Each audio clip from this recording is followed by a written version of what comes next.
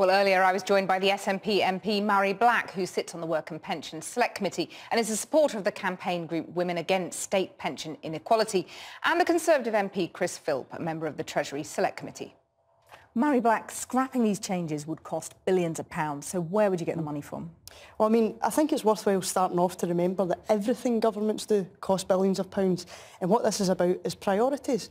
You know, for instance, the figure that's being branded is £30 billion across 10 years. So, for instance, it would be a good start to get Google to pay their tax, for a start. Second of all, it's about priorities and looking to see, well, maybe should we be sending airstrikes over to Syria, or should we be looking after our pensions? A third point would be to assess whether we should be spending millions on nuclear weapons to sit in the Clyde and do effectively nothing. You know, I think this is money that can be better spent. These women are owed their pensions. Chris Philp, it's a question of priorities, and campaigners say that the women who are suicidal about these changes. Well, I think it's a matter of equality and fairness. For many decades, men have retired later than women, and it was decided 20 years ago in 1995 to equalise the retirement age, so men and women retire at the same age. That strikes me as fair and reasonable, and it's coming into force in 2 or 3 years' time. Okay. But there has been plenty of notice. There's been 20 years notice. We'll come to that in a minute. We'll come back to the equality point. But I just want you to address this point that women are suicidal about these changes. They're struggling to live, according to the campaigners.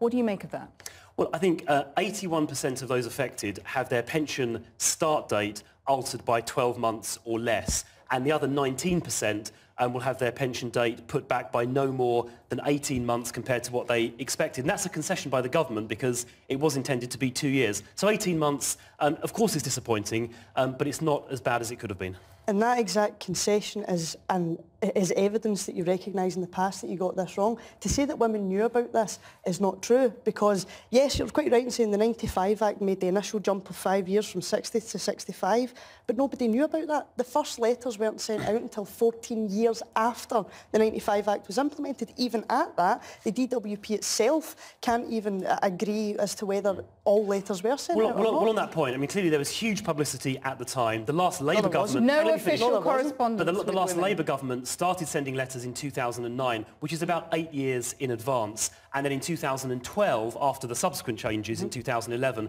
another 5 million letters got sent out. And even those letters were still 5 to 6 years ahead of the change taking effect. That's a lot of letters. 2 points here. The first thing is that it was not widely reported at all. Many people have looked back and researched, and there was a couple of adverts in the business sections of the Financial Times or whatever other papers. Well, I remember it. It had huge press coverage. Second of all, right, me and you both have phones. We have contracts. See if Virgin or 3 or O2 change your contract, I would expect them to write to me to let me know what's happening. And I would take umbrage at the fact that they didn't contact me. I would especially take umbrage if they waited 14 years to contact me. Well, like I said, 5 million letters were sent in 2012, and the Labour government sent a load of letters to everybody affected in 2009. The fact of the matter is, you have women who have been expecting to retire at 60 who have not received correspondence from the government, and if they have received correspondence, quite often it's very conflicting. I have one constituent who got a letter saying that she was going to retire in a couple of months at the age of 60. 3 weeks later, she got one back telling her that she's actually not retiring until she's 66. How can that be okay? Women Against State Pension Inequality, WASPI, the campaign, has been very vocal on this. Where should the campaign go next, in your view? It's been suggested that perhaps they should be looking at taking the government to court. Is that a goer for you? Well, I mean, I'm not a lawyer just now, so I'd have to look into that, but I think they shouldn't have to be going to court. The point is, people vote in representatives to make decisions to benefit their life. If the vast majority of women affected are coming forward and saying, by the way, not only is this unfair, but we're actually really struggling here, it's the job of government to respond. It's not the vast majority. A survey done in 2009, so before these letters were even sent, found that about 73% of women did know. That was before the letters even got sent. But hang on, there is a wider point about pensions.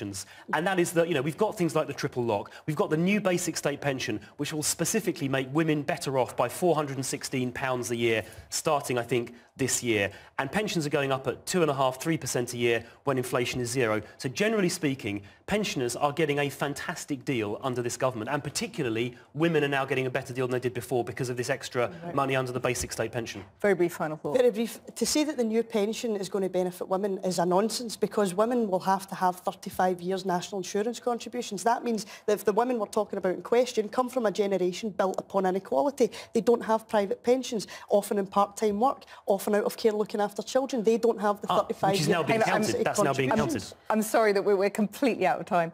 Mhairi Black, Chris Philp, thank you very much for joining us.